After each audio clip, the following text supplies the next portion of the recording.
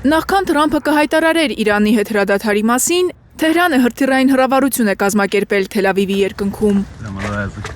Իսրայելի լրատվամիջոցները հայտնում են, որ իսրայելական հակաօդային պաշտպանությանը հաջողվել է երկնքում որսալ հրթիռները։ Իսրայելի պաշտպանության բանակը հայտնել է, որ բեկորներն ընկել են Թել Ավիվի առնվազն 15 վայրերում։ Տեղացիների խոսքով, Իսրայելի մայրաքաղաքում պայթյուններ են եղել։ Իրանական հրթիռները թիրախավորել են կենտրոնական Իսրայելի առնվազն 5 քաղաք՝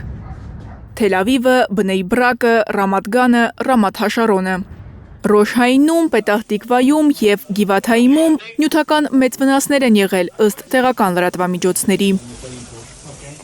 Իսրայելի հարավային Թել Շևա քաղաքում 3 դեռահաս թեթև վնասվածքներով հոսպիտալացվել է։ Իրանական հրթիռների բեկորները քաղաքում հաստաբուն ծառեր են տապալել։ Ճանապարհներին մեծ խառնարաններ են առաջացել։ Իսրայելի ուրիշ քաղաքներում նախօրեի իրանական հրթիռակոծության հետքերն են փորձում մեղմել։ Պետահ Տիկվայում բնակելի շենք է փլուզվել։ Հարակից շենքերը մասամբ վնասվել են։ Որոնողափրկարարական խմբերը անօդաչու թռչող սարքեր են օդ բարձրացրել, փլատակները սկանավորելու համար։ Մարիամ Ամիրջանյան, Էլեն Յահինյան, Հայլուր։